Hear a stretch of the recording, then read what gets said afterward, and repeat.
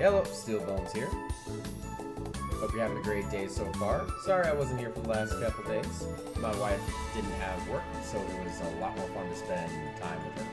Sorry, guys. But I am back today, and while I'm getting ready for Pokemon Champions, I am working on a bunch of different games at once. And one thing that I really want is a shiny Meowth from Brilliant Diamond Shining Pearl. So I'm playing some Diamond today, and I actually got the stupid Outbreak. I'm going to go ahead and start doing this.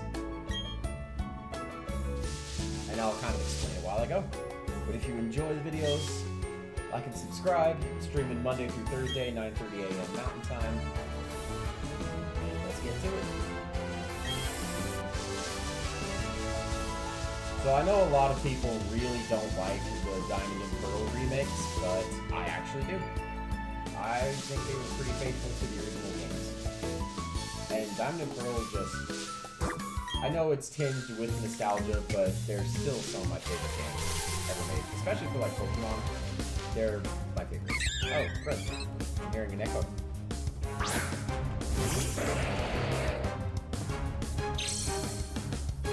But I'm glad I did, because now I know that I've got the game music too high.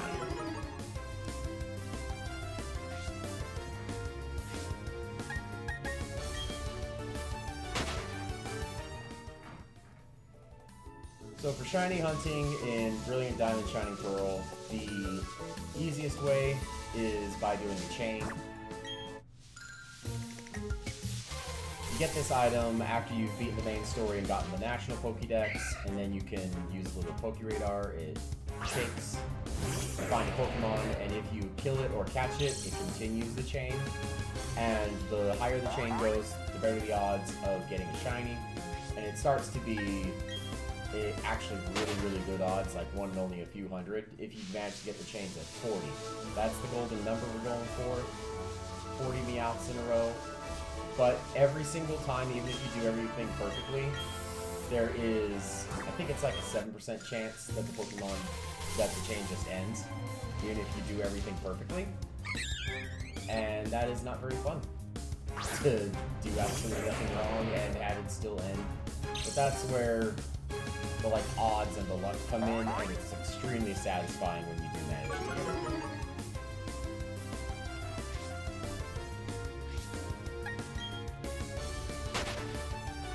I was just going to play Legends ZA today, but then I checked this last night, it had an outbreak. In this game, Meowth is one that you can only get in this little trophy garden. You talk to a guy, and he's some rich hoity-toity guy. He goes, "Oh yes, don't you just love my trophy garden? Oh yes. So today, Meowth came up to me," and then his butler goes, "Sir, that Pokemon's not in the garden." And he goes, "What? I'm not a liar." And then he whispers to the butler, and the butler like runs off, and then you go into the trophy garden back here, and that Pokemon can spawn. So clearly the butler's like going and grabbing a whole bunch.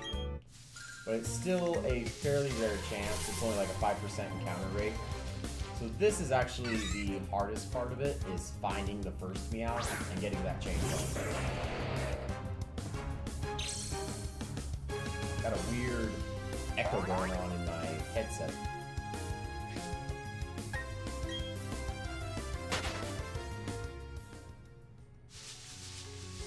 But I updated Pokemon Home today. It shows a little button to connect to champions. I'm so freaking excited for next week. And I know I am not some massively popular Pokemon YouTuber, but I will be streaming. And I have never been the best in the world at battling, but I want to get better. And that's the only thing you can really do in that game, so of course that's what I want to do. But what I was thinking about, I'm not too worried about anyone big stealing my idea. The interesting thing about it is it connects with Pokemon Go. Well, because Champions connects to Pokemon Home, which for anyone who doesn't know is basically cloud storage for all your Pokemon. and it connects to all the different games, so you can deposit Pokemon from one game, withdraw it in another, and it's where you end up collecting all of them. It's incredibly cool. It just sucks that the games don't let you have all the Pokemon again.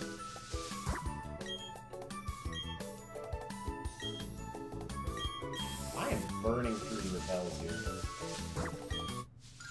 I have to walk a bit to charge the Pokeradar.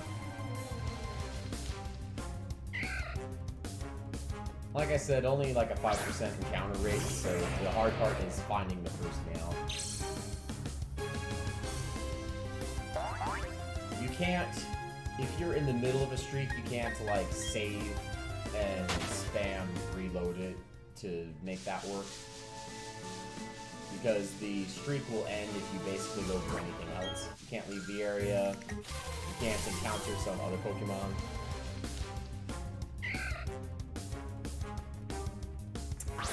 My wife texted me that I'll read it later.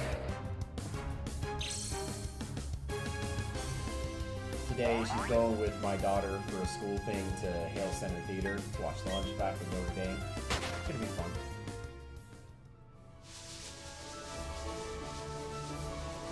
We watched the movies then the other day, over the weekend. And it was kind of, well, it's not a bad movie. A little more religious than Disney would ever be willing to do today. But it's not a bad movie. And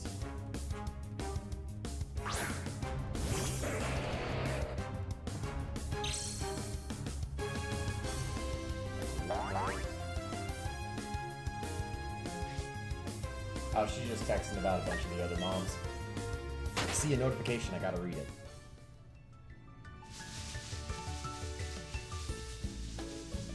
But it was fun watching The Hunchback of Notre Dame with my daughter. She's never seen it before. She's like, wait, why is he... I'm like, yeah, the guy hates him because of what they believe. He wants to get rid of all of them. She's like, what? I'm like, yep, that's life. It's the cause of most wars. People believing different things. But I'm not going to get too into that, because that's sad.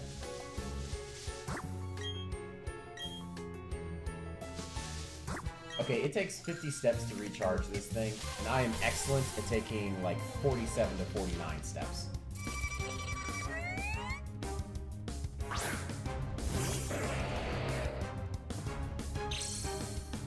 I was doing this last night when I got home, so I didn't stay up too late for me. But like one of them, the streak only made it to like 3, and then ended, and I'm like, that's BS.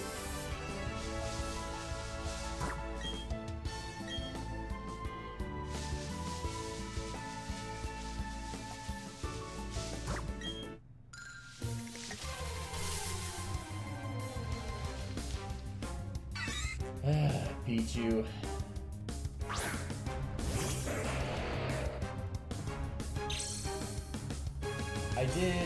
I want it caught in a specific ball. I think Meowth matches the colors almost perfectly for a Premier Ball. So I did catch one in a Premier Ball, so that worst case scenario, later, I can sit there and breed one. But I don't really want to breed one because that's even less fun. If you can get the streak going, this is actually really fun. But with the super low encounter rate for Meowth, it's obnoxious.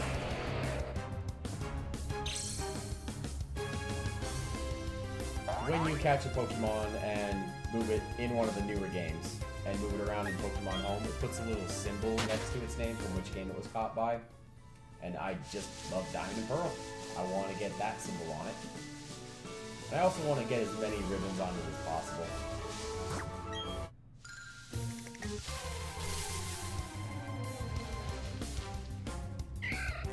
And it's been really fun because my wife started playing the remake for this. I'm playing Diamond, she was playing Pearl. So it's been nice actually playing the game with her. Because, like I said, nostalgia keeps it really high for me for Pokemon Emerald.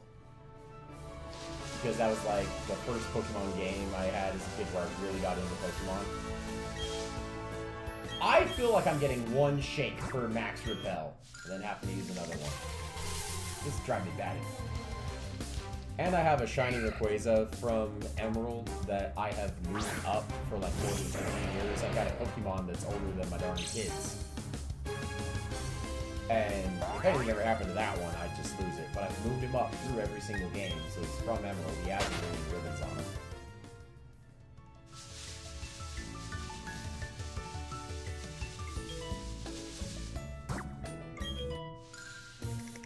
Sorry if you keep hearing that ding dong, and she's not gonna stop texting even though she should be at a play. Probably just hasn't started yet.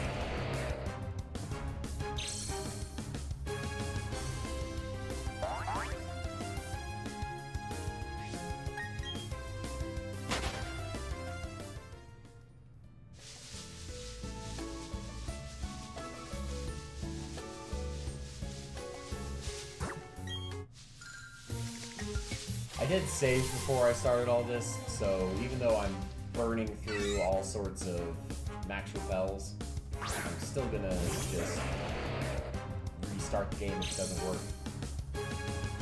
And go to that last save, have all my stuff. What I loved especially on Emerald, besides the cool Pokemon and it being the first time I really got back into Pokemon as a kid, I played like Red, Yellow, and Blue because I had the Game Boy Color, and then I didn't play Pokemon for a very long time. And then I got a Game Boy Advance SP. There we finally freaking go. Okay, so here's when the chain actually gets to start. There are two things. There's only one thing really that impacts whether the chain continues, your odds of it. And that is whether you catch the wild Pokemon or you knock out the wild Pokemon. You get much better odds of it continuing if you catch the Pokemon. It's like the difference between like a 70% and a 90%, or something along those lines. I don't know the exact numbers. So you always want to catch it with a million either quick balls or repeat balls. Then it continues the chain. You can see how many we've got in the top right. Once the chain is started, you always want to pick the shaking grass that's furthest away. That's the only other thing you can influence to make the chain more likely to succeed. If you always take one that's at least 4 spaces away from your character, and you always catch it, you have a very high chance of the chain continuing. It's, I want to say 93. But there is still every single one you catch a 7% chance that the streak fails, even though you did nothing wrong. So here's where the streak starts. Let's see when it ends.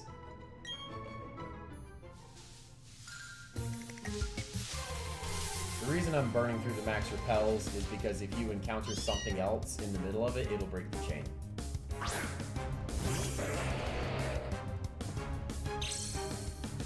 I want a shiny Meowth because I want to teach him Payday and False Swipe and just have him be the main Pokemon that goes out first for like everything. Just a general walking around, hitting stuff. And he can be like relatively strong for like how weak of a Pokemon that he is. I want to teach him Payday, have him holding a amulet coin, and then anytime I just kill random Pokemon, I'm getting a bunch of gold afterwards. Bunch of money. Okay. You can see the streak counter in the top right on that little app in between. And we'll know when it's actually a shiny because the grass will be glowing gold. So you do get to know before it's a shiny. The main thing we're trying to do is get the streak up to 40, which I have not been very lucky with. The other day, my wife had a Meowth as an outbreak on hers. We tried like 4 or 5 times, but the streak just kept ending really early. You get the streak up to 40, and then you can just keep re-rolling that bit of grass. You don't have to keep catching more, because that's the maximum chance of it being shiny. The shiny hunting in this game, I think, is pretty fun to try to keep the streak going. But it's also it's nice knowing that every single time you do it, you're increasing your chances, so you feel like you're getting closer and closer as you shiny hunt. It's a lot more fun than just eggs. Hatch an egg, hatch an egg, hatch an egg. And then all of a sudden, like 1 in a few thousand, it'll be a shiny. Every time I do this, it's getting closer and closer to the Meowth. Which, if you get the streak up to 40, you can just keep re-rolling that grass, and it's essentially guaranteed.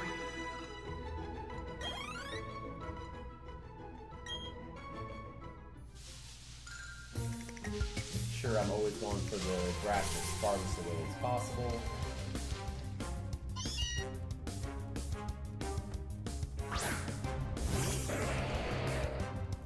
I had a new person start at work. Got to train her up and everything. Been working on training all this week. It's been going pretty well. We're catching on quick. My job isn't the most. It's in manufacturing. So it's not the most intensely mechanically difficult job on the planet. It's just a lot of tiny things to keep track of at once. But when you break it down, it's not that crazy. A lot of it boils down to, can you count? Which a lot of the time seems to be no for some reason.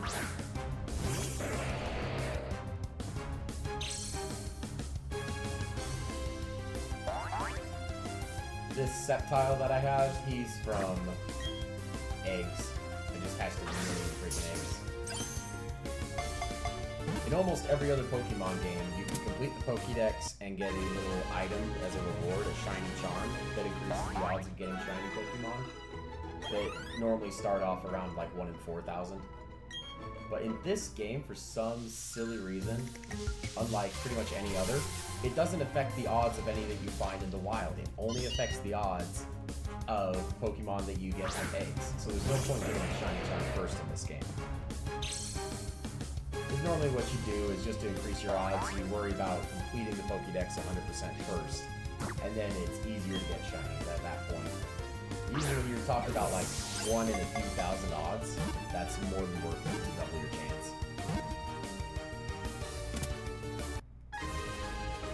Although I do really like the outbreaks on Scarlet and Violet about seeing all the Pokemon out and around.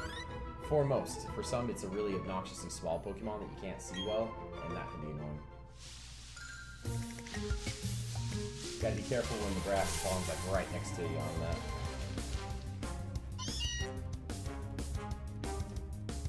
The other reason I want a Meowth, I'm not going to evolve it into a Persian. I want it to be like the one from the TV show. Because like with almost every Pokemon fan, I loved that show. That's all I was watching all day, every day as a kid. Still love it to death. I was so excited when they finally put it on Netflix. So when I catch this, I've already got a name in mind. If it's a male Meowth, I'm gonna name it Rocket. Duh, because Team Rocket. And if it's a girl, it looks a little bit like our cat, so I would name it Pretty Kitty. Because that's what I always call her. So I'm either gonna get Rocket or Pretty Kitty. I don't know if you've seen our cat, but she's also pretty fat, so the only thing I end up calling her is Fatty Catty. But that could seem like I'm trying to insult somebody on Pokemon, and the name might get, like, not let me use that nickname.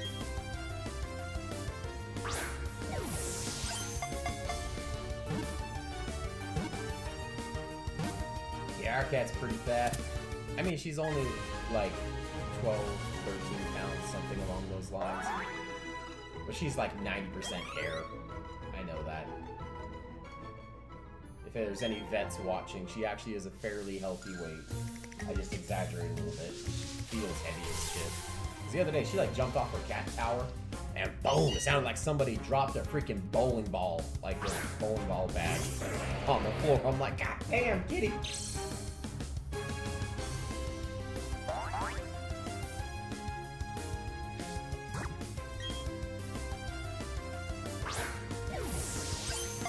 Close to 10, I think, so that's pretty good.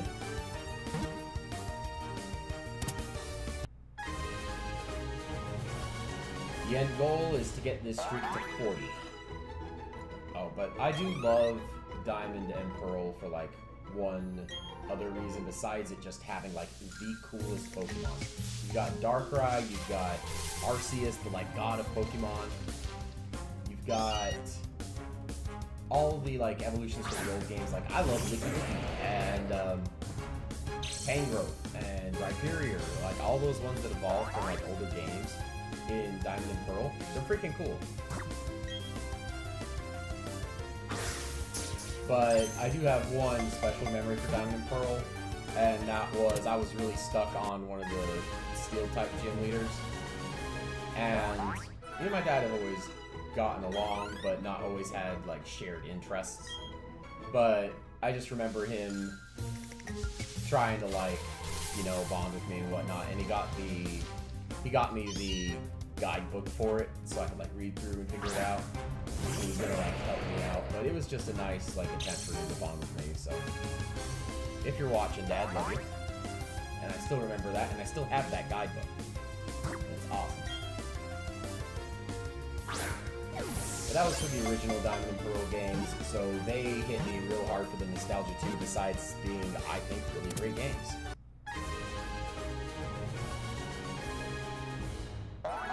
There's so many daily things to do, and at the time the game came out, you could have every Pokemon in it.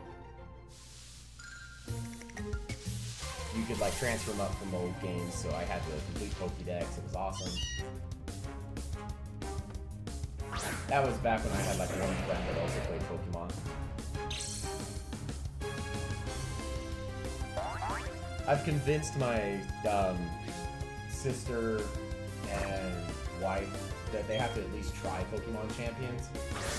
I'm like, look, I need somebody to play with, and it's free. Like, you can't argue with that. Its gimmick is it's free to start. You start with only, like, 30 Pokemon that you can have, unless you have, like, Pokemon Home and connect it.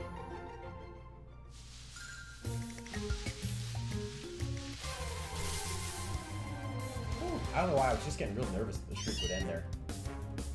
But I think this one's number 15, we're almost halfway there. I'll end up babbling non-stop, because what else am I gonna do? I'm sitting here playing.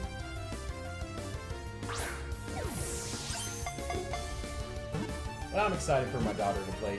The only game she has played a lot of is Scarlet and Violet, so she's a little bit spoiled with the quality of life stuff, like being able to open a PC box anywhere. But I want to eventually get her some of the other games, like Diamond and Pearl.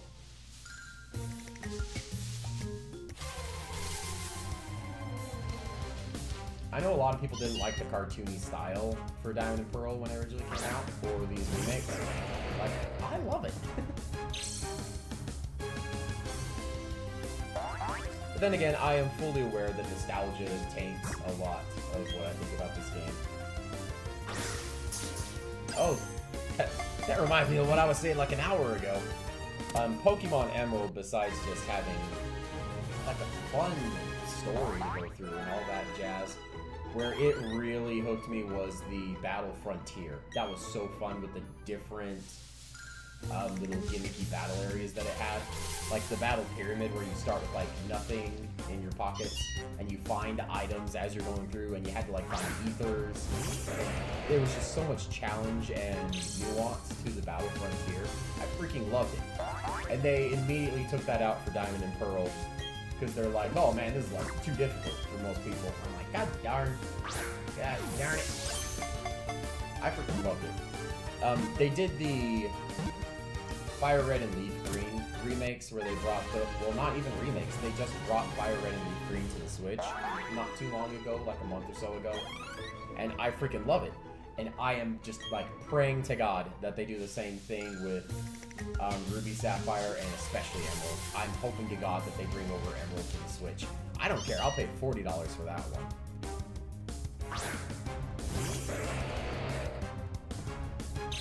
I didn't care that it was $20 for Fire Red and Leaf Green. Having that convenience of playing it on the Switch is absolutely worth it. And those games are still ridiculously fun.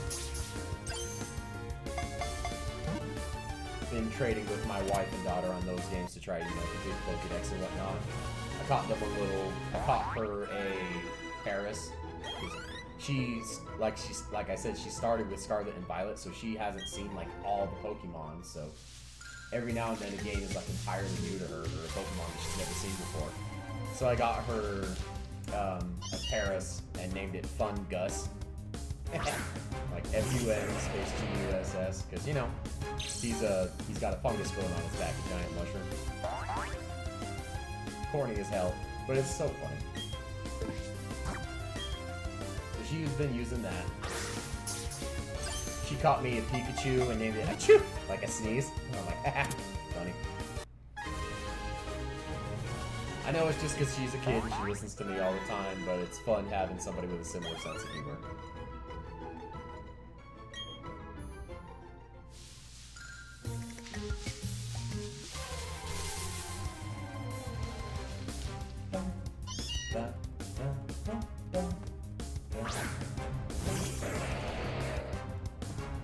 And it seems so funny to do all this work like right before that Meowth is right before Winds and Waves.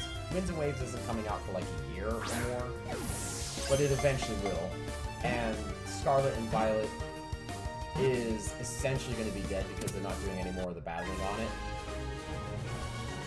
I mean, I'm still going to play Scarlet and Violet because that is still loads of fun and one of the, in my opinion, one of the best Pokemon games.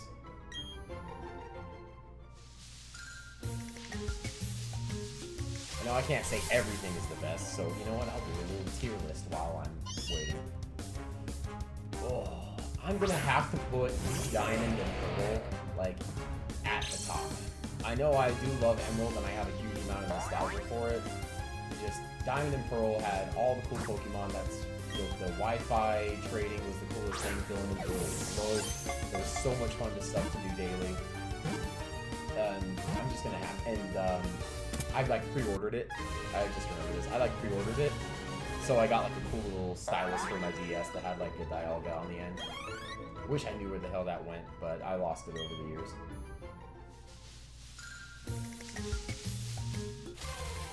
Should I get that farthest one? Now I could just randomly have a shiny one appear before the streak reaches 40, but the odds of that are not amazing. They're like well, it started at 1 in 4,000 and it's going down.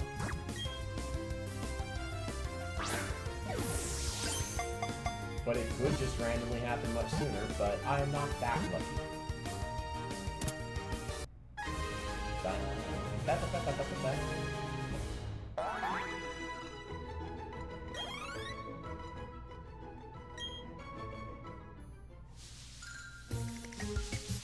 I don't even remember. I lost my train of thought there.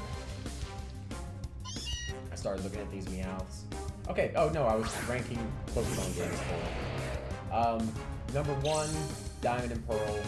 2, Emerald. And those are, like, very close. Third for me is probably Scarlet and Violet. When I was playing, I actually have never played second generation.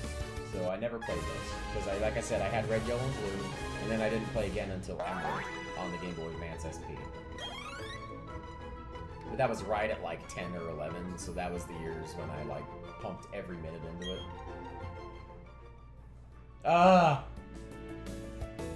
I knew it was coming. Streak's over. See, I did everything perfectly. Got it up to 23. But it just has like a 7% chance each time of just being over. So I get to start all over again.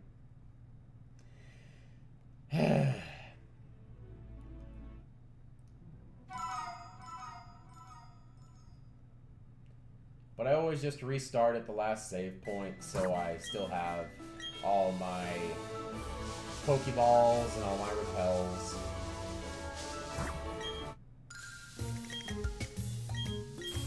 Maybe I'll get luckier and find a Meowth outbreak sooner. Ah, it hurts. And I ideally want to catch one on this stream. I don't want it to just be me babbling for like 2 hours. Nobody wants to watch that. Maybe.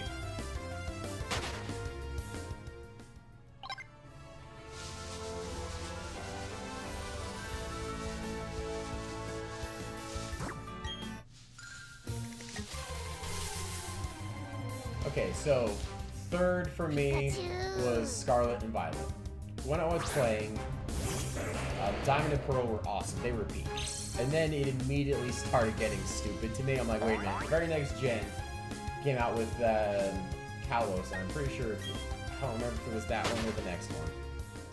But it came out with, oh no, next was Black and White. And that came out with that goddamn ice cream cone. And I'm like, that is so stupid for a Pokemon. Like, it's where the Pokemon started feeling dumb to me. Like the ones that they were coming out with, not very creative and just kind of stupid. So, Black and White is like at my, very close to the bottom. Very close to the bottom for me.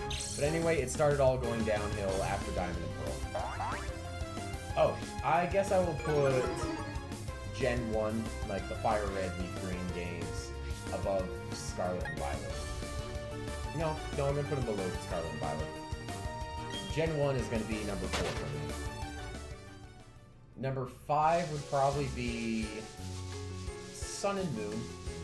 I didn't hate them. It was the last games where you could actually have all the Pokemon on a game before they started being like, oh, there's only going to be 400 Pokemon in this game that you can get.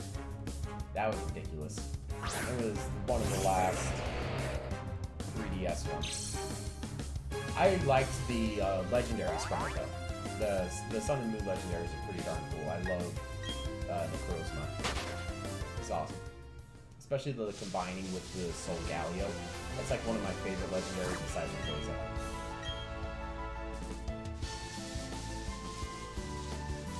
So that's number, I don't remember what number I was on. So that is next for me is Sun and Moon. After that would probably be... After Sun and Moon would probably be X and Y, whatever gen that was, I think 6th. I liked the Mega Evolutions, they were pretty cool. Yeah, I didn't care for the story or the game too much, but I enjoyed the Mega Evolutions. Black and White are probably my second to least favorite. The Black and White are probably my second to least favorite games. Pikachu! I just didn't love the Pokemon, I didn't love the story. It just seems like such a huge decrease from like Diamond and Pearl, how awesome it was. Boy, did I not know how far it could go. After Diamond and Pearl, one of my biggest issues with Pokemon that was making me like it less and less with each game was the difficulty curve in one way or another. So I will talk about that next. Oh my god. Pichu. I don't need a Pichu. I would love another Meowth. But the two biggest problems for me after Diamond and Pearl was it both had to relate to difficulty. You started getting the experience share that would give all of your Pokemon, that's the gens when you started, instead of having experience share, and it was a held item, and one Pokemon could get some extra experience, it gave them half of the full experience. So they just got a tiny little bit to keep them from being useless. And that was awesome. You could slap it on a Magikarp that you didn't want to send out to battle every single time.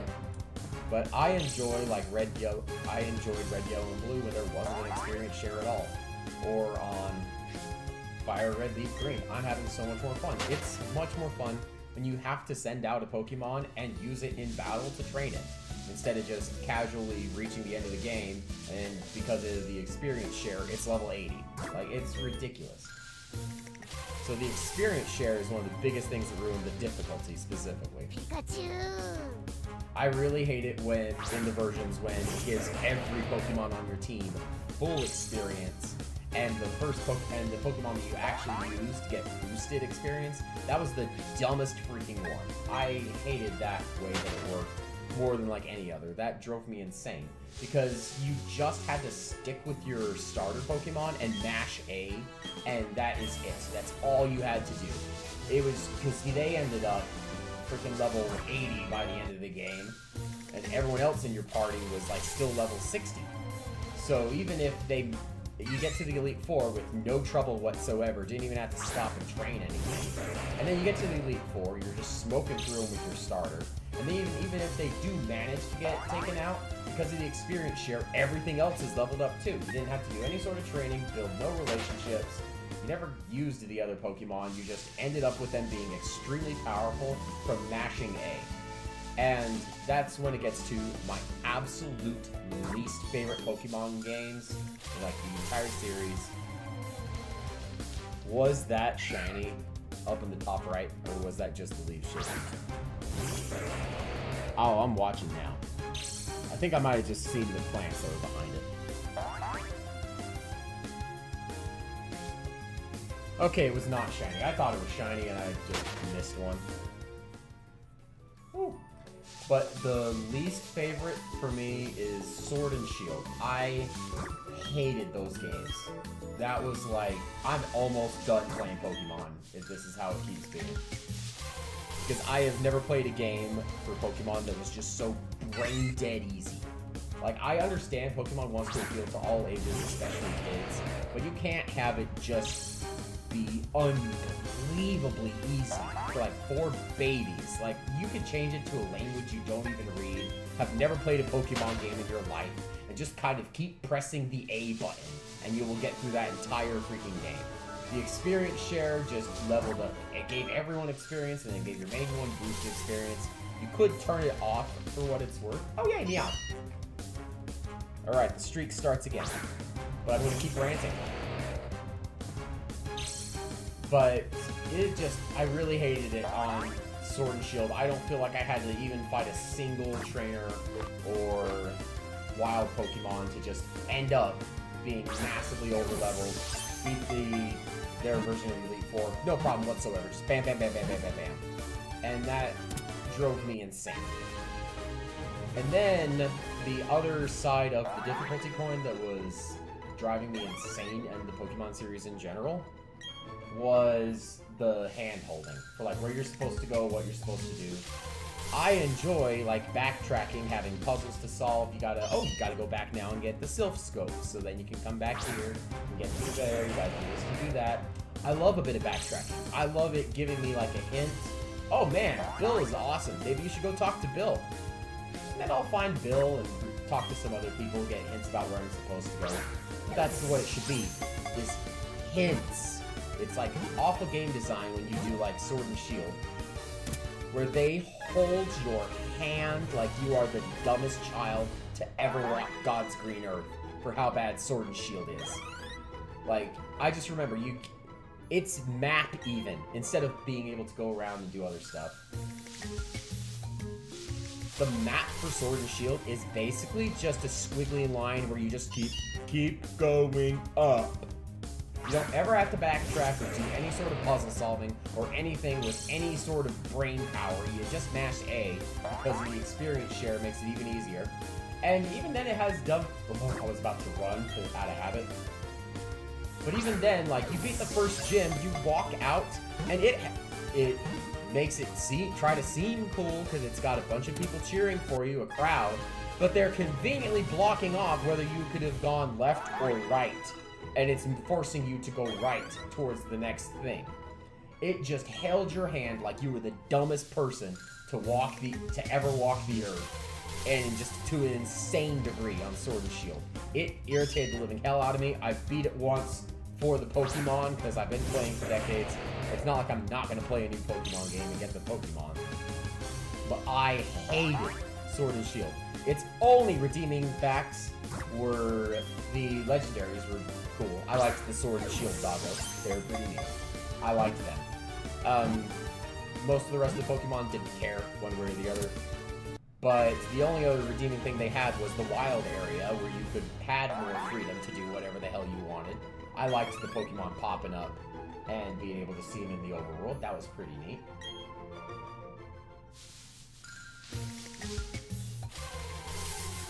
But that was its one redeeming factor, was the wild area. And that was just one area of the game. I hated the hand-holding. It was to an extreme degree. So I was like almost ready to just be done with Pokemon entirely and just keep playing old games with what I already had and like never buy a new one again. They almost lost me at Sword and Shield. I hated it so much. And then the remakes for Diamond and Pearl came out, and I was ready to sing from the hilltops about how, well, one, because it's an amazing remake, but they fixed the difficulty issue. Like 99%. So how, specifically the experience share, the unseen rot at the heart of Pokemon that was making it way too freaking easy. They fixed it. Your Pokemon that are lower level get more you can't turn it off, which I don't like. That. Why take away the option from me? I don't like that, so it's not perfect. But in general, what it does is your Pokemon that are lower, it takes like the average level of your Pokemon. The Pokemon that are weaker get more experience to catch them up, and the Pokemon that are higher level get less experience, so they don't end up 10,000 miles ahead of everything else. Everything ends up roughly the same level in your party, so you actually have to switch around to like ideal Pokemon or go out of your way to do some training. And I'm like, thank God they fixed the experience share. I actually had lost once or twice on the Elite for the first time because I was just used to blazing through like every other game, especially Sword and Shield. So, I was so glad with this game how they fixed the experience share.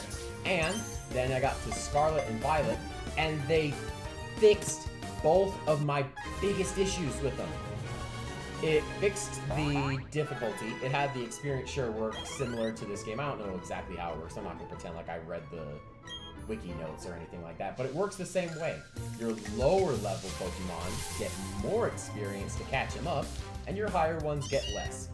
Now, it was still pretty easy to have your main starter Pokemon just be massively out-leveled, but it was nowhere near as bad as it had been in like Sword and Shield or some of the other games. Why is my camera refusing to focus?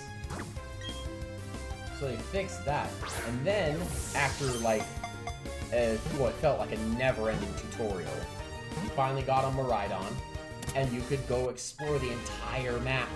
They stopped it with the hand-holding. They put markers of where you need to eventually go, which, okay, I would have preferred just hints, but I guess it's nice to... there goes that streak again.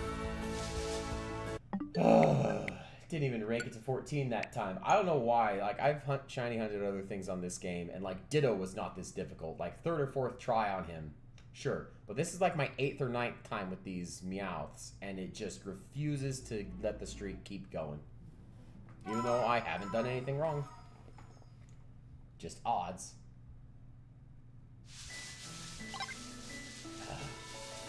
But yeah, Scarlet and Violet fixed all of my freaking issues. They let me just run around, go do anything in any order that I wanted. They didn't go, okay, you little baby, you got out of the gym. Let's go to the right. Oh, guess what direction you go now? You go back to going up and just keep pressing A. I hate Sword and Shield so much. Like, its few good things just cannot overcome how much I hate the difficulty curve on it. Like the hand holding and the difficulty. I hate Sword and Shield for that so much. One step. Okay, like I've said, it takes 50 steps to charge this thing. I'm fantastic at going 49. Yeah. But I loved Scarlet and Violet. And then it had what I thought were some of the best new Pokemon that they've had in years. I love Flamigo. I don't know why. I just was obsessed. I'm like, oh my god. It's just a flamingo, but his name, they just took out the M. Or they took out the... They just took out some letters. So, they just took out the N from flamingo, so it's Flamigo. And it's just like your friend, and it's just it's the flamingo. Like, I don't know why, I enjoyed it. And of course, I had to name it White Trash. And that is like one of my favorite Pokemon that I have. is white trash from Scarlet and Violet. I love the flamingo one. Love it to death. And there was so many others. I hate Palmy. It's like a little Pikachu rat looking thing. Nimona starts off with one.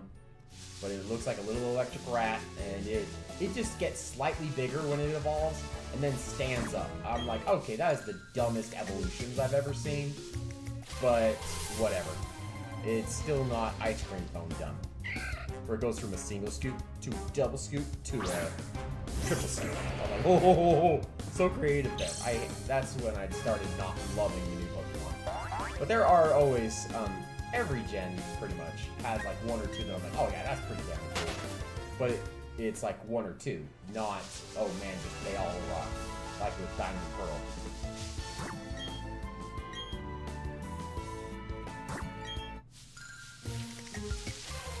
I hope I find a Meowth quicker this time. I hate having to just run away from all this other riffraff.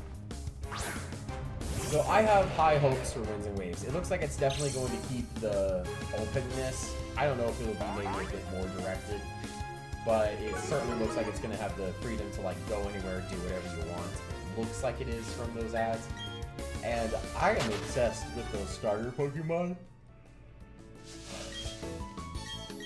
I think the game just looks good from the few trailers they've shown. And I mean, I could be completely wrong, but I am excited. Like, I haven't been excited for a Pokemon in a long time for Winds and Waves.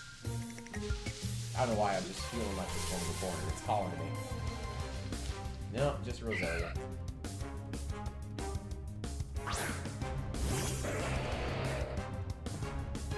Sorry, buddy. I don't need you at all.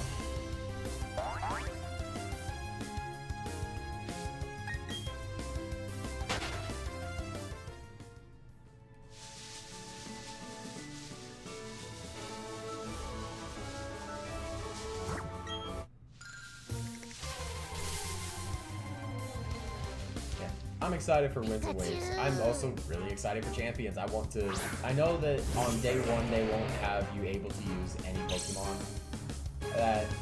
That's a shame, but I know that it's what they plan on using for like the World Tournaments and stuff, and it's very smart, I think, of them to make it also eventually come out on mobile. Start getting as many people playing the actual Pokemon games as possible. And the cool thing is when they separate off battling into its own game like that. Ooh, this guy has a big grass shaking, so it should have a nice ability.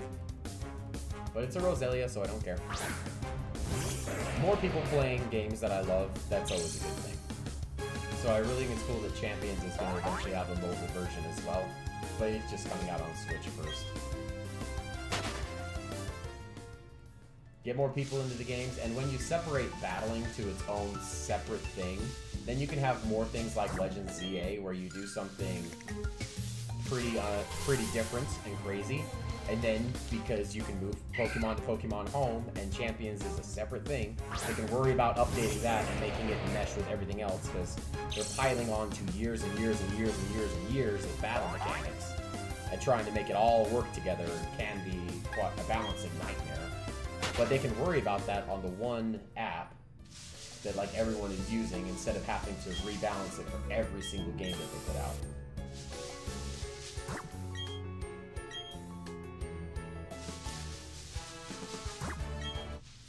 So I'm curious what Pokemon will be available day one on Champions. One thing I might do with it that I think would actually be really cool, let me know in the comments, is like Pokemon Champions real life Nuzlocke. I want to go out and play Pokemon Go and just use the first like 10 Pokemon that I catch. I don't know which one, because you can move them from Pokemon Go to Pokemon Home and then use them in Champions. I think it'd be so fun, like, oh, I'm just walking around in real life and let's see what I catch in real life first. Like, I think a real life Nuzlocke thing with just Pokemon that you get in Pokemon Go would be really cool for Champions. And I think I might actually, I'm probably going to do that. Don't steal my idea, my gigantic audience. Yeah, I'll go to a couple different places, catch some Pokemon. And I'll do it like at each place. I can only use the first Pokemon that I caught that's usable in Champions. But they will eventually, with new games and every couple months, update Champions. So like they will slowly add Pokemon that are compatible with it over time. Especially when new games and stuff come out. So eventually you'll be able to use damn near everyone. And on legendaries, they usually make sure that most, if not all, of the legendaries work in Pokemon games. I might be wrong on that. I haven't read anything about that, just going based off of what I've seen with other Pokemon games. Because they're like, man, these are like the primo guys from the last games. We really want you to be able to use them.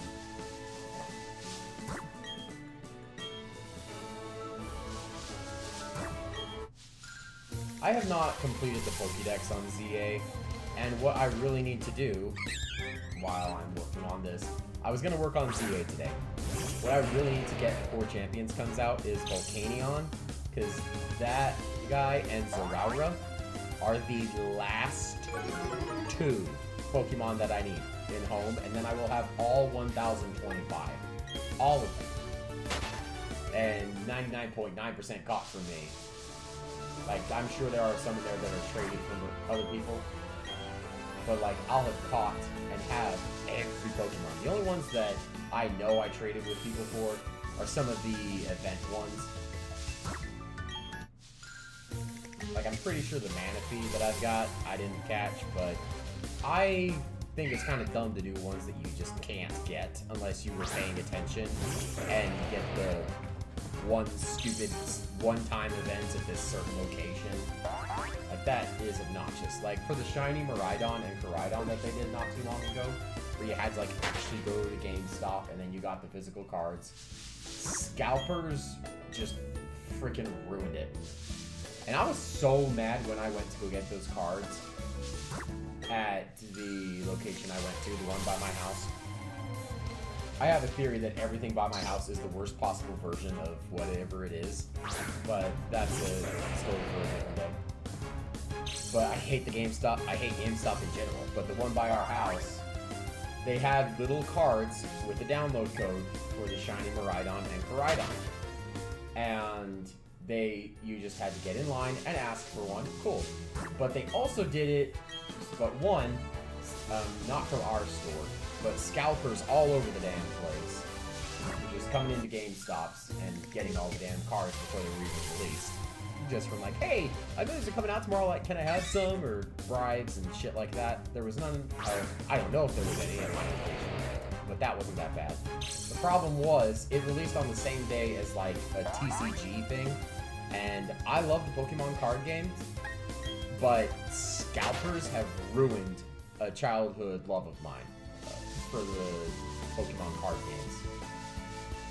So if you are a scalper, fuck you. I hate you.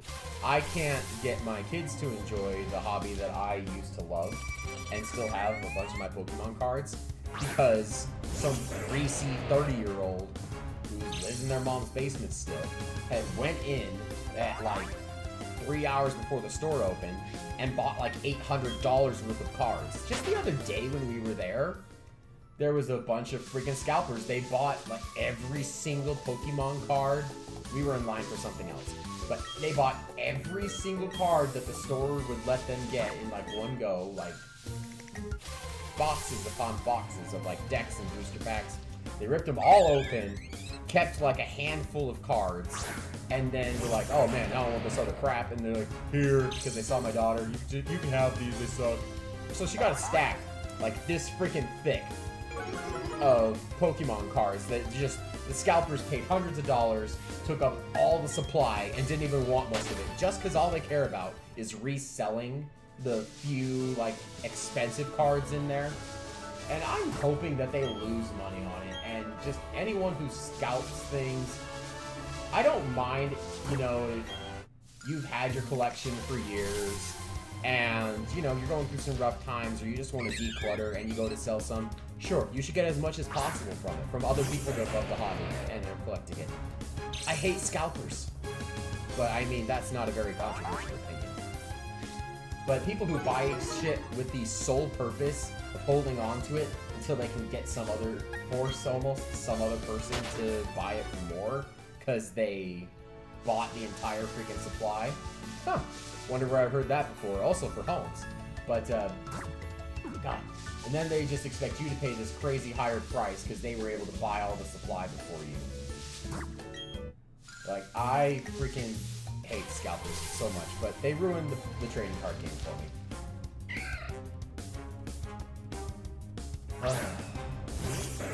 This is what I hate, is like just trying to find the Meowth. I'm hoping that I haven't been babbling and ranting and missed it.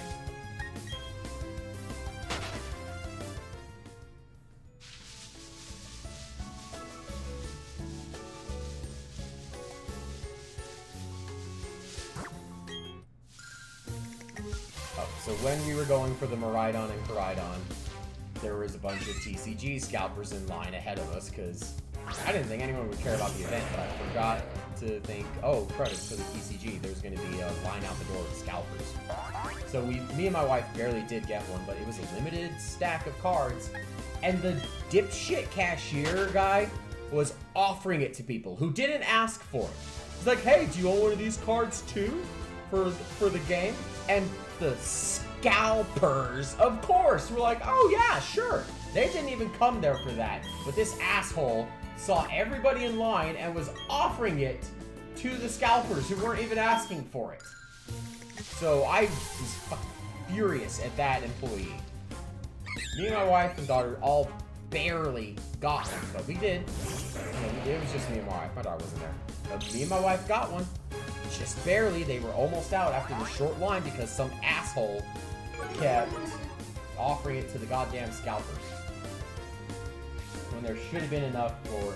There was, like, half the line was there just for that event and not buying the trading cards. And there would have been enough for freaking everyone easily if a dude wasn't going out of his way to offer it to scalpers who weren't asking in the first place. And that concludes that story.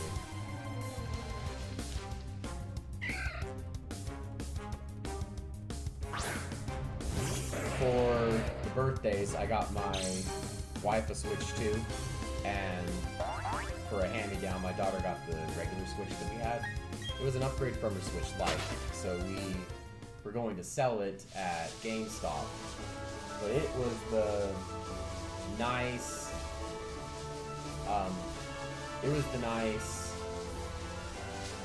Animal Crossing one with the like design on the back, comes with Animal Crossing, and in good condition, no scratches or nothing like that.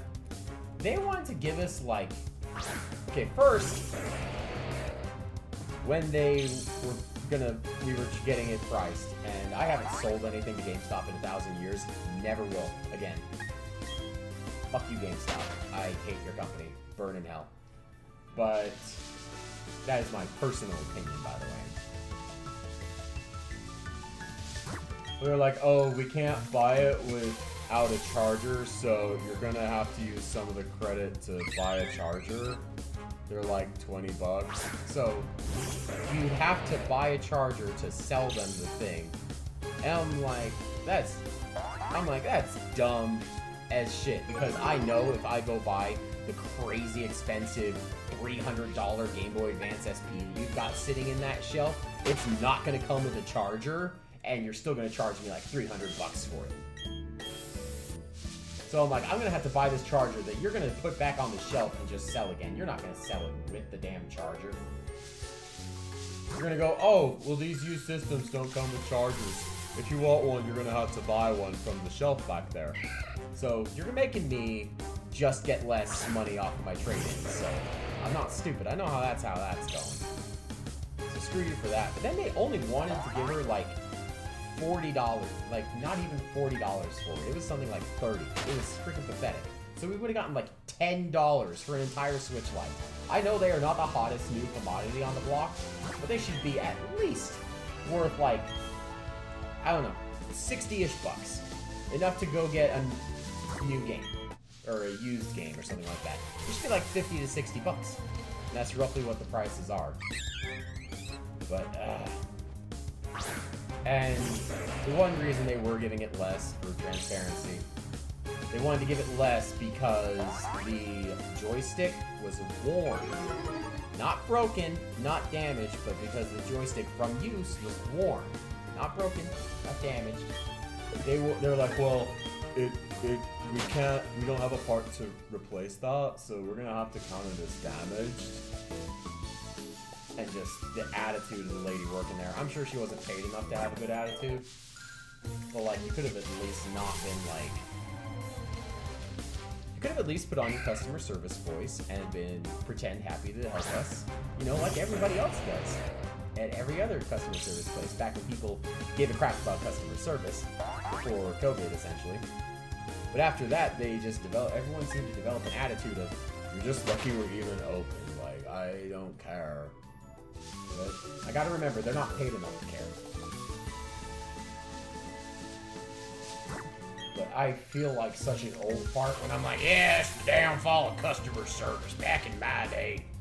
So I will try not to be like that. Holy cow. Meowth anytime soon?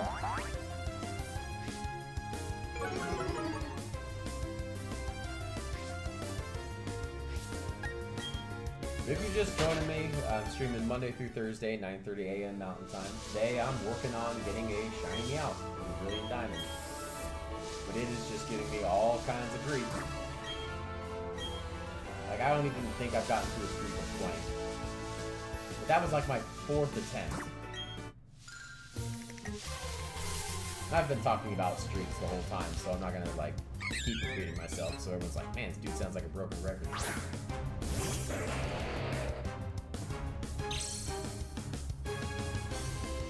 I'm ready for the weekend. I'm going to play a lot of ZA. I'm going to get Volcanion and Zeraora. That'll finish out my Pokédex. And I really am excited for that, too. Because on Pokemon Home, you get a reward for doing that. It's in the Girna with the special coloring. So I'm excited to get and use that. Just because I'm like, I actually get a reward for finishing the Pokédex? That's cool. Meow! There we go. The shiny Meowth looks so much better than Persian. I think he looks stupid as hell once he evolves. Because when he's little like this, his tail, feet, and ears all go pink instead of that dark tan.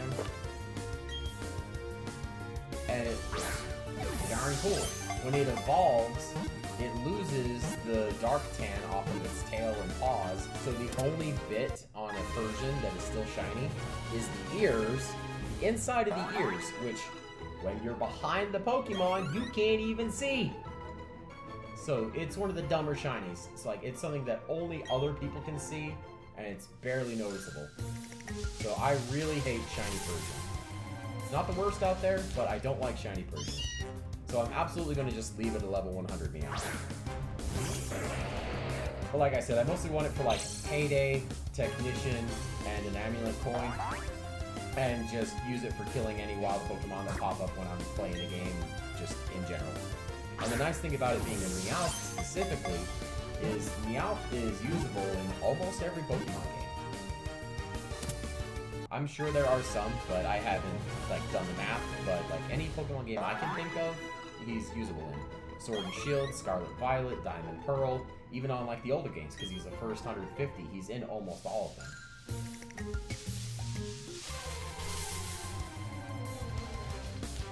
And he's iconic, so they do have him in a bunch. I mean, that's why he's got like 2 different regional variants. I'm not going to bother with a regional variant. I'm sticking with just this guy.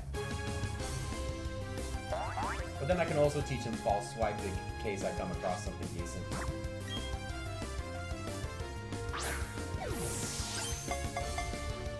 But yeah, I want to go kill a bunch of things and use Payday so I'm getting money every single time that I'm doing it. And it's cool, it's Meow. Like I said, I watched the show a ton, so it's either going to be named Rocket or Pretty Kitty. Now I'm just like super paranoid every time that the streak's only going to be like a 3 or 4.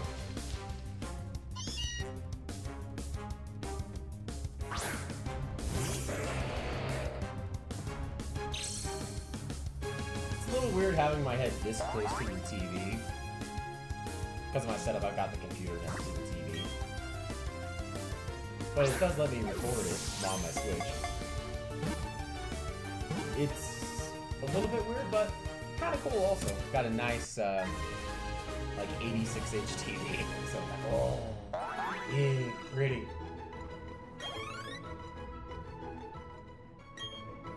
It's like back in the day with the old CRT when you just scooch in as close as possible.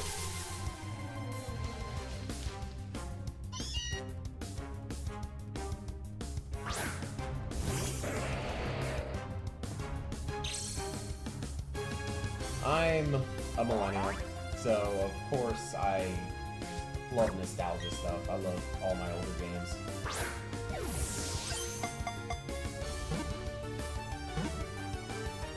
I think maybe not this month, but I'm eventually going to order. The top screen on my 3DS is broken. My 3DS XL. I really want to play some of the older Pokemon games and still use Pokemon Bank to like send them forward.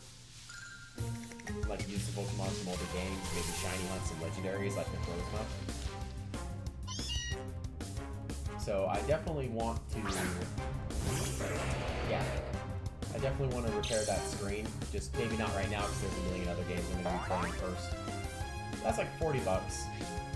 And what I figure is I could pay $40, watch a YouTube tutorial. I'm not like going to reprogram shit or do welding and stuff, but it's just disconnect a bunch of things, unscrew a bunch of things, put the new one in, and then put everything back together. And I watched it. It looks like it's at the higher limit, but within my ability to do for electronics. So I'm going to give it a shot, repairing my own shit. I know, it's a crazy idea nowadays. They want you to just throw away everything and get a new one. I'm going to try to repair my own stuff. Which, if you believe Apple, is a crime. You purchased this item? You want to repair this item with another part? How dare you! You must buy a new one full price. I do watch plenty of like right to repair stuff on YouTube and stuff. I go down that rabbit hole a little bit, so I do believe in it strongly. Like, you should have the right to fix your own shit. You paid for it. You shouldn't have to. You should be able to like buy parts for things and fix it yourself if you've got the like tools and maybe a schematic or a tutorial how. There's a tutorial for almost anything you could ever want to learn to do on YouTube. And then it's just a matter of, do you have the tools and stuff to do it? I am not some guy who knows a lot about electronics.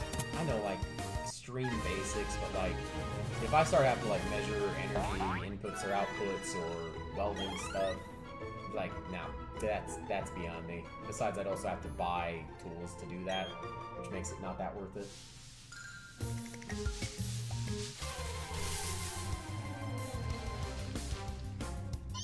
It's like working on my car. I could do some of it. I'm not really a car guy though. I am not obsessed with it. Like if it needs an oil change, I don't care. I don't care that much about saving a little bit of money. I'm gonna go pay and get an oil change. Because I'm not gonna carry around and try to dispose of the old oils. Crawl under there, change the filter and whatnot. I have done it before, but like I make enough money in my life that like I can afford an oil change. I'm not gonna waste my time doing that. But like a 3DS, that's also kind of fun. I enjoy repairing things. I say that, but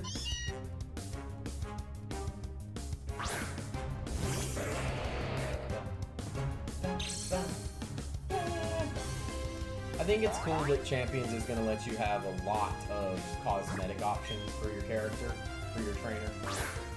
Like changing the hairstyle, clothing, all sorts of stuff.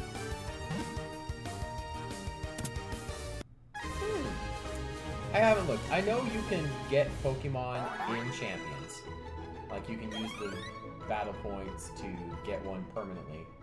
I wonder if it lets you take a Pokemon from Champions and put it in Pokemon Home. I wonder if the connectivity is going to work that way. Something I'm going to have to test. Wednesday when I sit home and play games all day. Yeah, I requested it off of work. It's like one of the only times I will request work off is to like sit at home and play a new video game all day. My wife doesn't think I will, but I do take time off for like, if we have plans for like an anniversary or something like that. It's just usually we plan it on like a weekend so I don't have to miss work. But I can't change when Pokemon releases. I'm gonna have to take that day off. We were gonna go on a cruise, but she canceled it. And I'm sad. I wanted to go on a cruise with her again. It's been a long time since we have. The one reason I would believe is that we can't particularly afford it. I mean, we could. We've been saving for it for a very long time. It's just expensive. But also, we're like iffy with all the flights and stuff. Because we're like, oh shit, is this going to be fixed? Are we going to be in the middle of a war? We're just a lot of uncertainty in the world right nowadays. Especially for things that require like traveling. But like the only reason she didn't tell me was for cost. But that's okay. Don't tell her, but I'll probably end up booking us a cruise and paying for it. Or at least saving up for it and let her do the booking.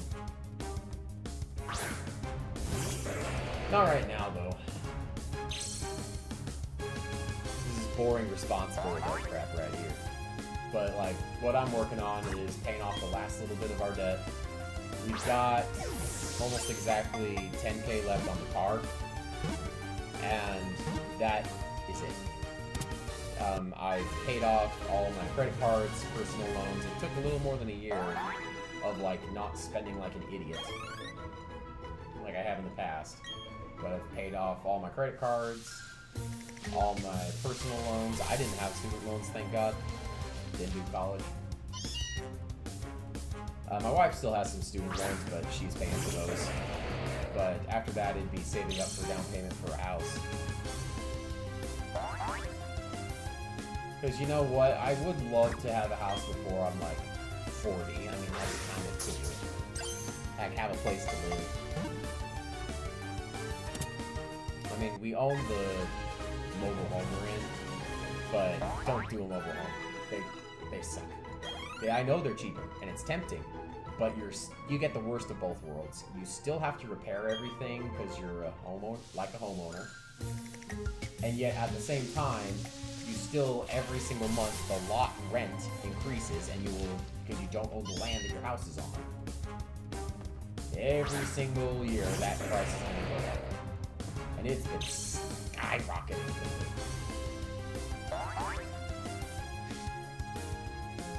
But we're just kind of stuck here because the crazy high lot rent is still cheaper than an apartment in anywhere near any of our school districts. So as much as I don't love where we live, it's not like living in complete squalor. It's not homelessness. I'm still grateful for it. But man, it's not what I want with my life. And I can't just complain about it. I gotta work towards getting out of it.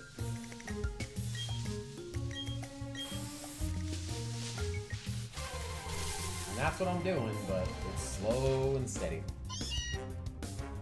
But by the end of this year, that car payment will be paid off. It's gonna be nice. I was doing some like preliminary math. Because it's an extra paycheck month, I should be able to pay like almost $3 grand by the end of the month, almost. You know, if all the math works out and nothing surprise comes up and I don't need any like necessities or anything like that, like no new shoes or nothing.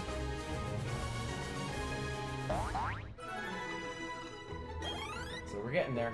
The car is almost paid off and then it's saving up for a house. But like, I do want to go on vacations and stuff. My wife thinks, my wife wants to think like, oh no, you just don't want to have fun or anything like that. I'm like, no, I lived like a financially irresponsible moron for like pretty much all of my 20s, and now I'm trying to fix that and catch back up to where we need to be with like retirement and everything.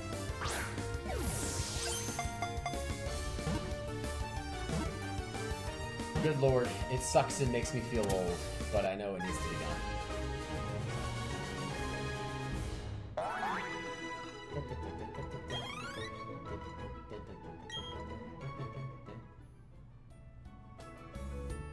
Oh! 17! What is that, like the 4th time? Like, this is getting on my nerves. Oh. I did not have anywhere near this much trouble with like any other Pokemon. And I wouldn't even care so much if it was just easier to do. It's the 5% encounter rate to even get the streak started. If I could just shake it and bam, the very next one that I find is a Meowth, that'd be freaking great. But no, it's having to go for like Pikachu. 20 minutes to even start a streak. Got time for 1, maybe 2. We'll see when everyone gets home. But like I said, this episode might just be a bit of me ranting. I mean, it has been shiny hunting. But we're close to what, like 60-something? A no shot? All that really matters is can you get the streak to 40. After that, it's almost guaranteed. It's so easy. I want to show you, but you can reshake the grass and it'll re-roll for like a shiny. So once you get to 40, if you get the streak to 40, that's the tricky part. You can just keep re-rolling the shaking grass and it'll keep going again and again and again. And I guess in theory I could do that with a slower one, but it's such a low chance.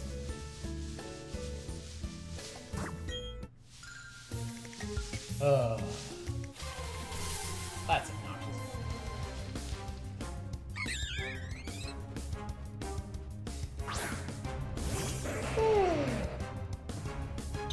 Oh, it's for breakfast. I haven't eaten yet. This whole week, I have just not eaten very healthy. I've been eating a bunch of crap. I'm gonna end up regretting it later.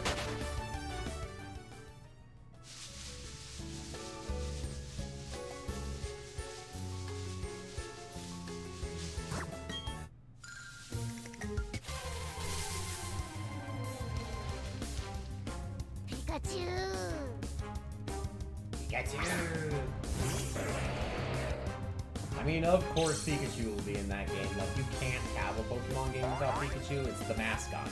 Like, you have to have it. But, like, because he's the mascot and he's used all the time. Not by other players, but I feel like the games tend to, like, shove Pikachu down your throat. Because they're like, yeah, look, it's Pikachu!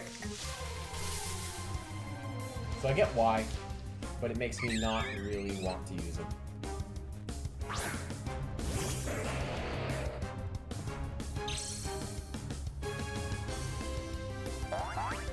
I should be back on schedule Monday through Thursday, 9:30 a.m. Mountain Time. Just this week, my wife was off, and I wanted to spend some time with her.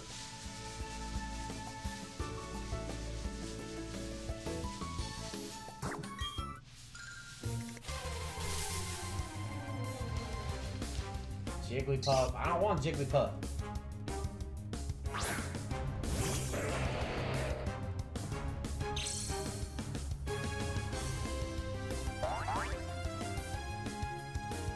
Whew.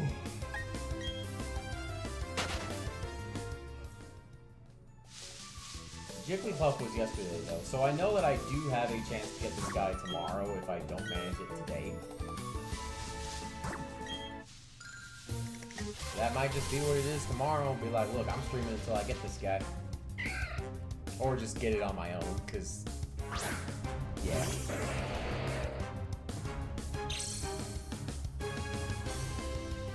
I was so worried last night. I realized, like, oh crap, I've been spending time with my wife and, like, completely forgot to have been feeding my dinos in Ark. Luckily, I had almost all of them put away. Except for, like, some stuff that doesn't really need much, like a dung beetle. So, luckily, nobody had died in Ark.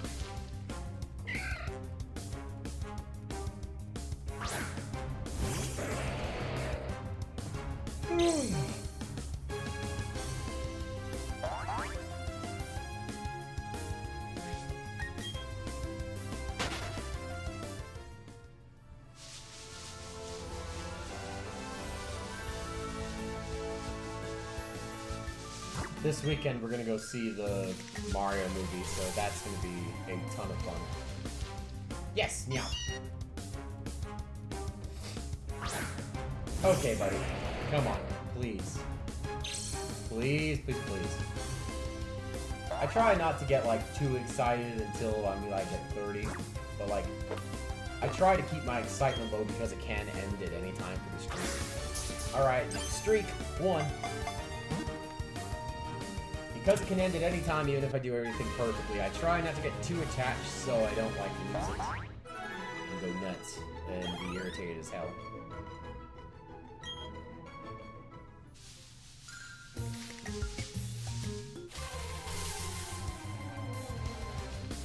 But like around 30, despite my best efforts, I still start feeling the hardness like, oh shoot, because I just know that streak wants to end. Well, this isn't as bad as last night where I literally got a streak of 3.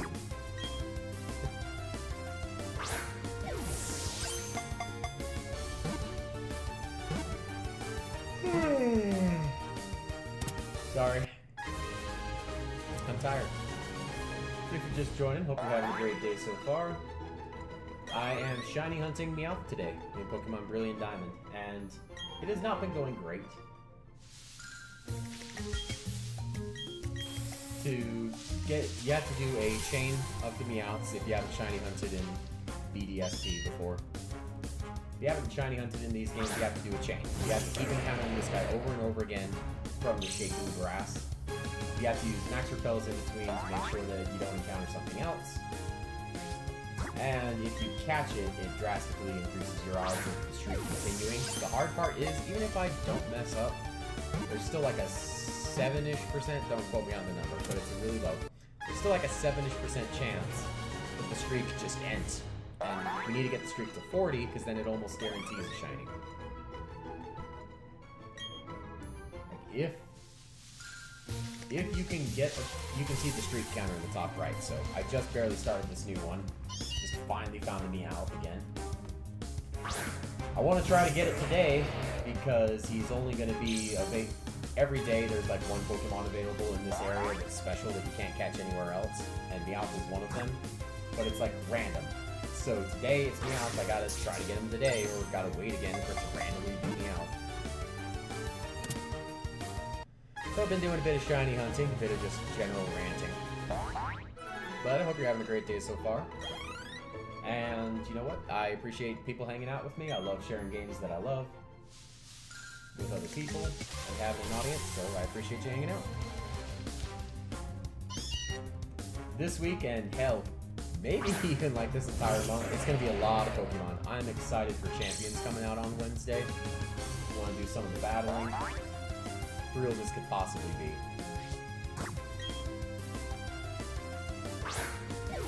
One team that I want, there's a bunch of stuff that I want to do. So, if somebody else steals my idea, there's not much I can do about it.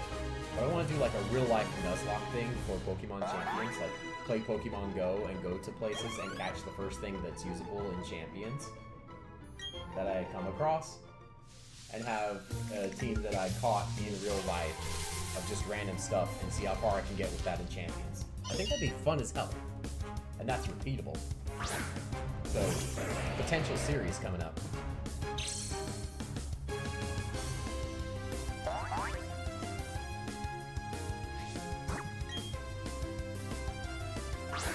Let me try to get comfy. I've been sitting here for a few hours, so my butt's a little sore.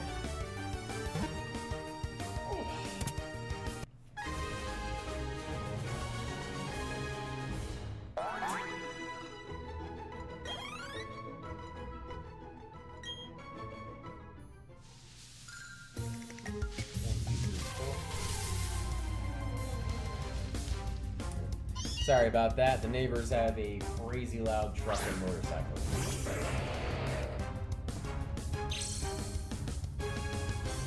It'll go away in a second.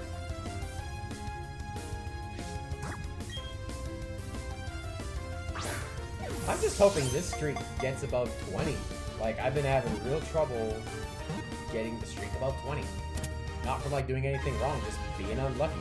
So, be lucky. Number one tip, be lucky.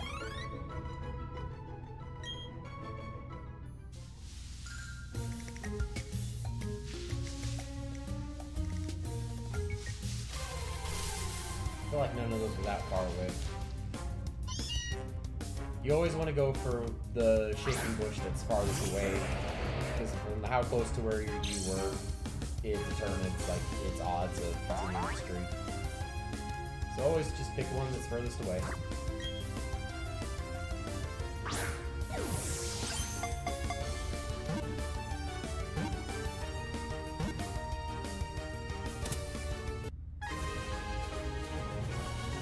Another team that I want to do on Champions is one with like all fossil Pokemon. I think that'd be loads of fun. And it'd be like an inside joke with my family, like my daughter and stuff, so it'd be fun. But yeah, I want to do like an all fossil team. I think that'd be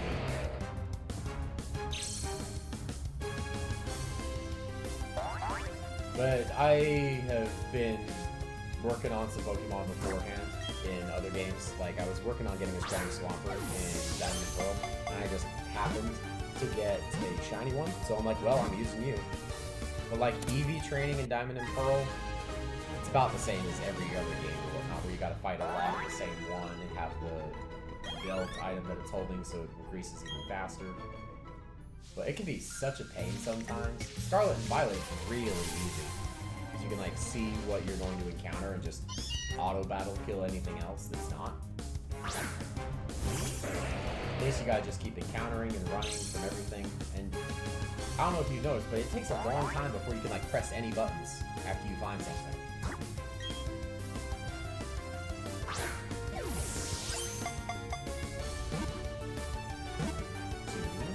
2, 3, yay! This Meowth is a low enough level that every time I can just quick ball it and it works, so that's really nice. Ditto was a pain in the butt, but I did get a shiny one of that eventually. That one you had to like false swipe because it was too high a level, and then just use a million repeat balls.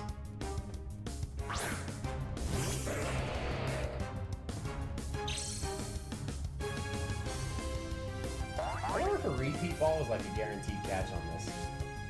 I haven't looked it up, but I've got 40 quick balls, so that's like the exact right amount. I'll just stick with that.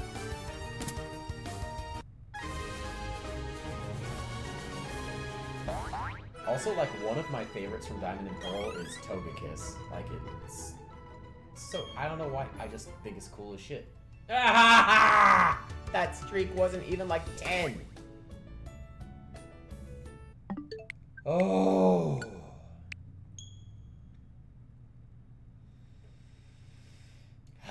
What is this? Attempt number 5?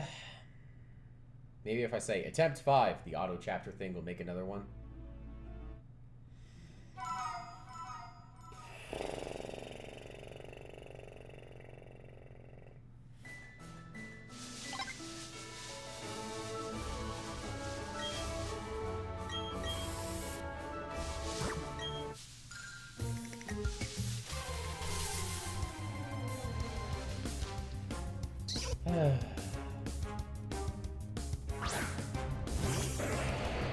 I like Jigglypuff, but it's kind of useless in like any game, way too fragile. And like does no damage. I know it's meant to be more of a supporty one, but it's too weak, man. I hate it when a Pokemon like looks really cool and I want to use them, but they have like such low stats that it's just never gonna work out easily. I mean, it can work out, every Pokemon has a chance, but like it's fighting an uphill battle with some. Like, I got a cool shiny Ponyta. I freaking love the shiny Rapidash. Purple's my favorite color. It has the cool, like, kind of purplish flame on its back. It's awesome. I want to use it. Its stats are shit. It, like, can't kill anything. It just keeps getting one shot.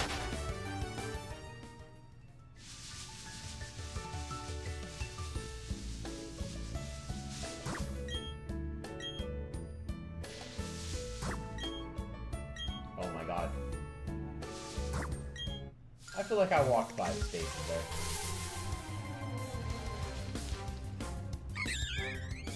there.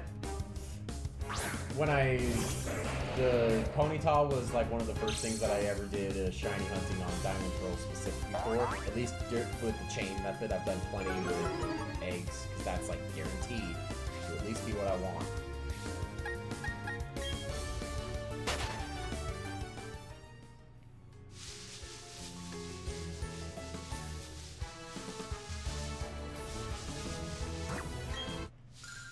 But the first time I did it, yeah, got up to like 46, no problem. Didn't even have to try twice. Dittos, it worked a few times. Well, it got really high streaks like every time, but it only took like 3-4 attempts to get the shiny Ditto. Now that I'm going for this Meowth, I have done this so many times. And I just think it's funny that my luck follows, or well, my video game performance tends to follow the exact same like path every single time.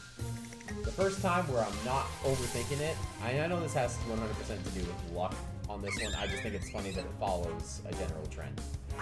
The first time I do something without really overthinking it, amazing.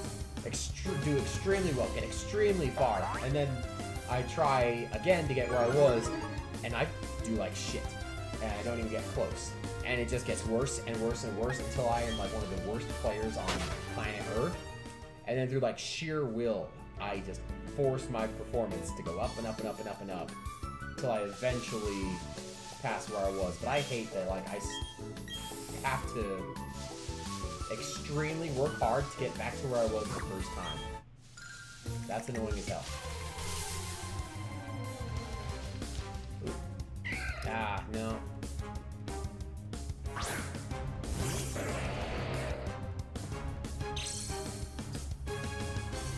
Nope, Roselia.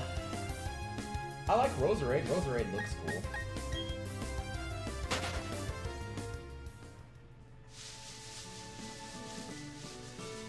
Never really used her though.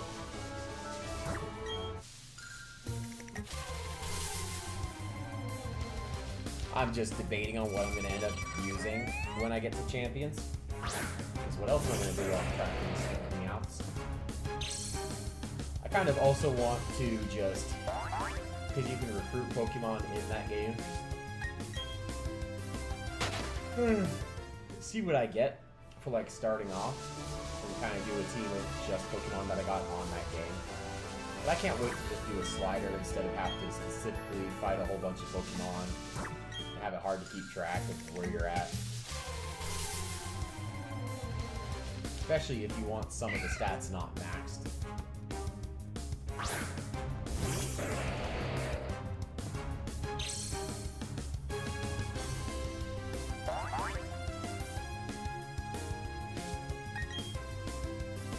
Okay, got away safely. Thank God.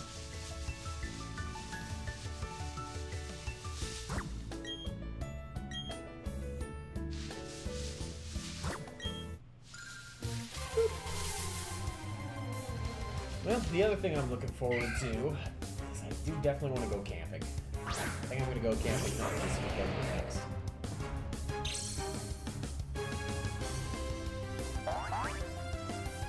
Kind of wanted to go April 11th, but that's Community Day in Pokemon Go. It's for Tinkatink, and I need one. I only have like one. And I'm trying to, on Pokemon Home, complete the Pokédex with like Pokemon Home, Pokemon Go as well. Which I think would be really cool. Because of how Pokemon Home works and it being like basically cloud storage for all your Pokemon, I treat that as like my main thing. And I care more about having the Pokemon in there than on any individual game.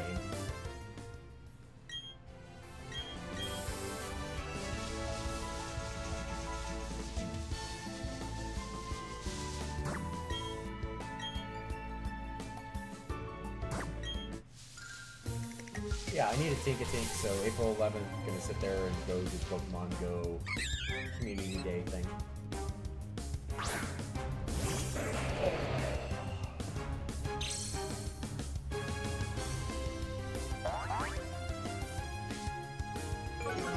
not gonna stop playing Lord of the Rings Online. I'm still gonna play that probably tomorrow. So maybe that's what I'll stream tomorrow. I'll just play this and then I'll stream that. But I'm just excited for Pokemon that comes out next week.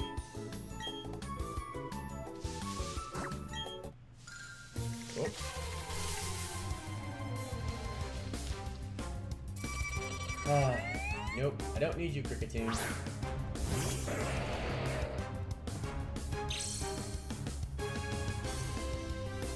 This next streak that I start, I'm calling it there.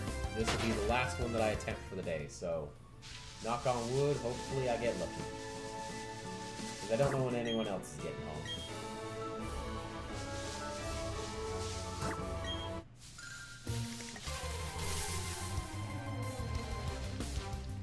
And it's demoralizing. I can only do this for so long and have the streak keep getting to like 10.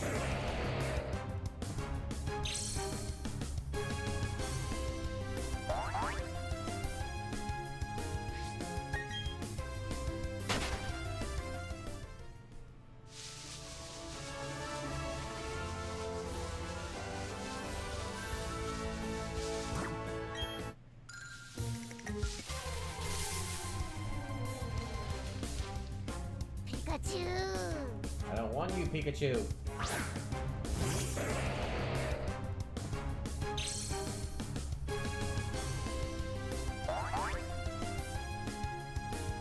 I miss on Diamond and Pearl, like the original games, one thing that they didn't bring back, and I know why, was Chatot, that Pokemon. You used to, for his chatter ability, be able to record like a 2-second bit from the game's microphone.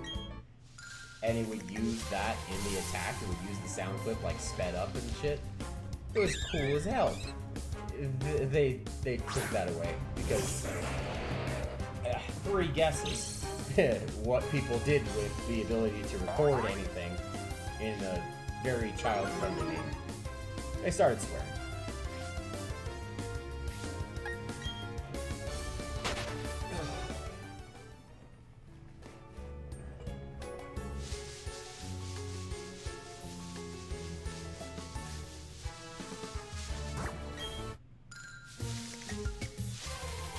Meowth.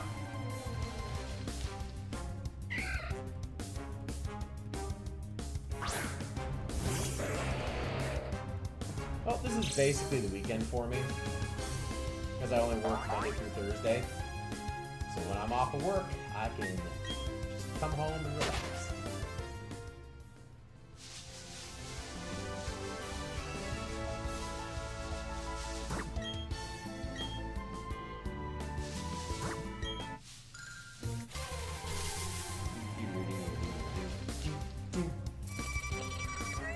Diamond and Pearl just also has like some of the best music, like all of Pokemon. I actually really love that music app that Nintendo put out. That's with your online membership included. But yeah, it has a lot of games that I like and play. And it's nice being able to like set it to just play background video game music for like hours upon hours. That's all I've ever really wanted.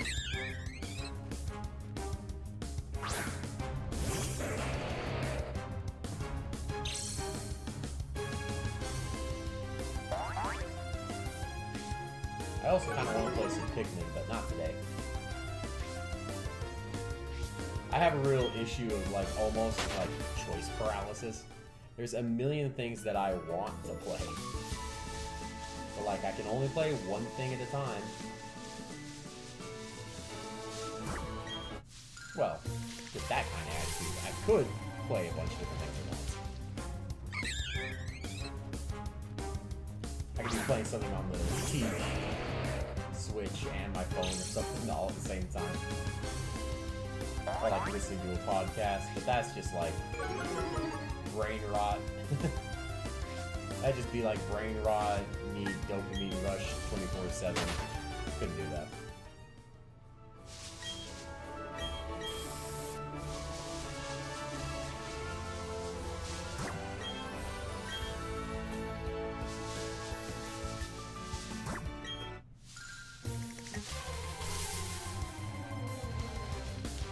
Jigglypuff. Darn. Jigglypuff is another disappointing shiny where just the eyes change. But you can't really see that, except for like when it comes out into battle. But when it's turned around, you can't really see its eyes, so you don't get that much of a difference.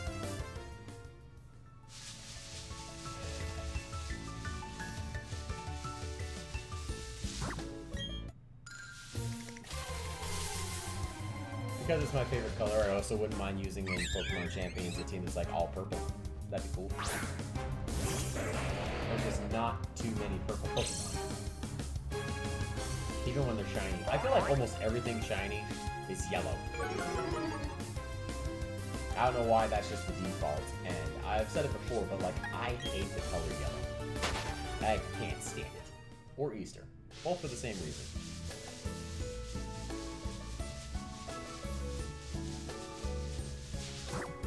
I like how when he runs, my guy like swishes the grass out of his way.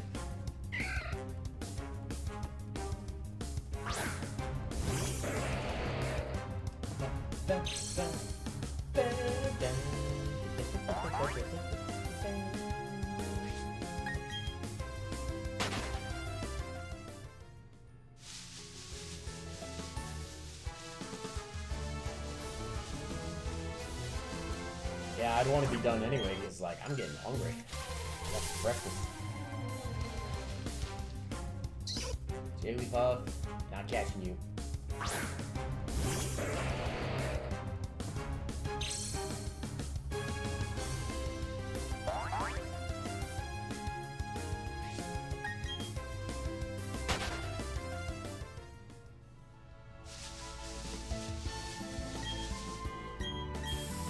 Yes, I'd like to use another repel. At least because I don't save after each failed streak.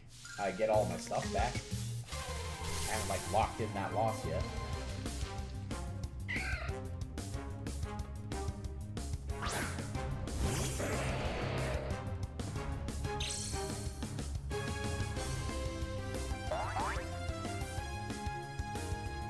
I do want to play Pokemon Photopia.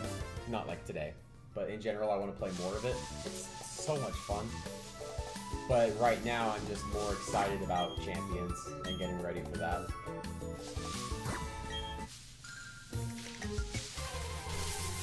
Oh, pretty kitty, where you going?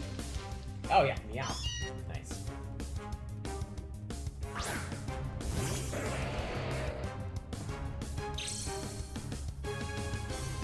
Alright, last streak. Let's hope this is the one. I hope it gets to 40. Unnerve. That is not useless, but there's better abilities. Like Technician on Meowth is way better. Technician boosts the power of any damage. It boosts the power of any attack with less than 60 or less base power, which is like almost everything Meowth learns. So his payday actually starts to hit for a decent amount of damage. I got the hiccups. Forgive me.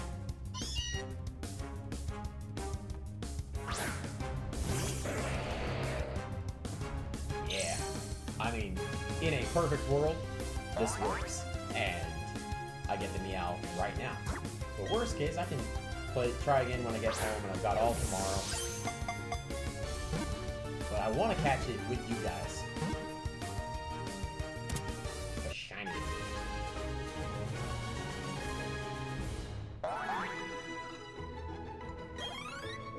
Now, part of me, I really enjoy having a Pokemon have as many ribbons as possible.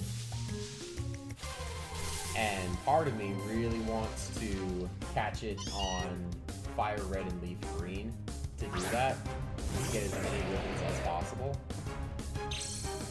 But, because then it'd have that, it only gets the one ribbon, but that'd be one extra ribbon that I couldn't get otherwise, the champion ribbon.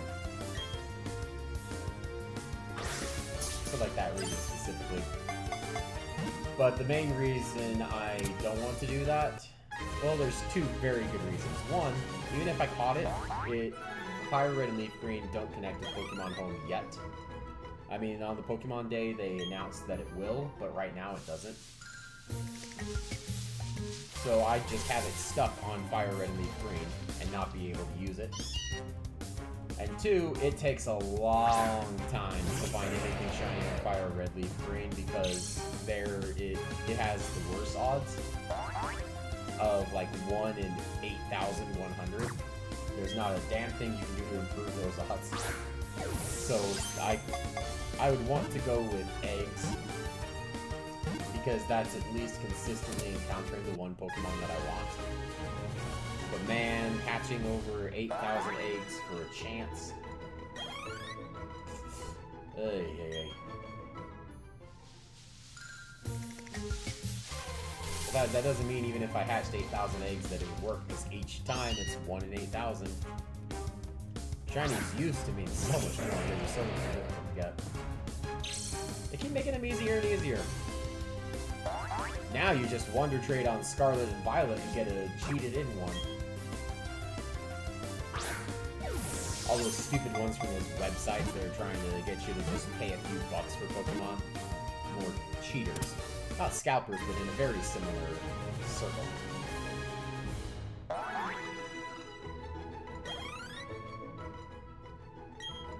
Meowth has been sent to a box. Take the one that's farthest away. In the top right corner, you can see how many we're at for the streak. So, we're just barely starting this one, but this one's going to be my last streak for the day. Dun, dun.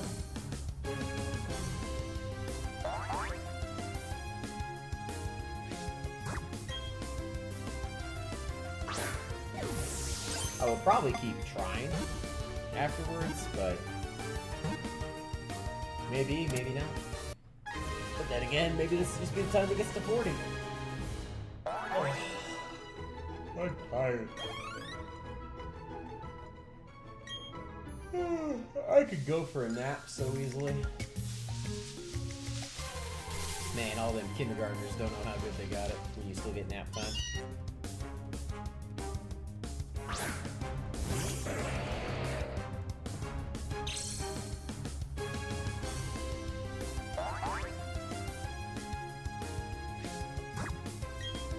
I know my dad has watched my stuff every now and then. I'm not one of those people that's gonna like ever beg my family to watch it or beg anyone to watch it. I just do this for fun. But I think for like Father's Day, I might do like a Father's Day special and just play games that like I know that he knows. Like first I play Smash Bros. 64 and just play Captain Falcon. Play that for a good bit. Maybe play the Diamond and Pearl because that story I was telling earlier with the guidebook. Maybe play GoldenEye 007 because I know that as a kid we had that for like a week before my mom was like, oh no, it is rated R, we must get this filth out of the house. But my dad had got it for him. He was excited to play it, so I don't know all the behind the scenes things for that between like my parents, but I know my mom made him get rid of it because it was like rated R and like inappropriate. So I never played that, but I mean, I'll give it a shot.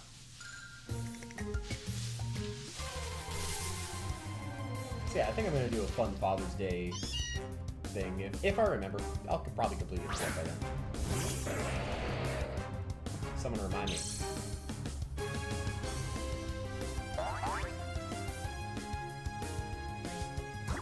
My sister was texting me, and we had made a deal that for this year for League of Legends, if she manages to get tickets to Worlds, I'll pay for the trip. This year it's in New York. And controversial opinion, I'm like, well, great. Too bad there's like nothing else that I want to do in New York. Nope. That streak made it to what, like 6, 7? That was nothing. Oh my god. Well, I'm done with that for the day. Start that streak like 10,000 times. Nothing. I'm gonna go get me lunch. Thank you for hanging out. I'll be back on schedule. I'm gonna play something tomorrow night. Probably Lord of the Rings Online. But I'm streaming Monday through Thursday, 9:30 a.m. Mountain Time. And I hope you have a great day. Bye-bye.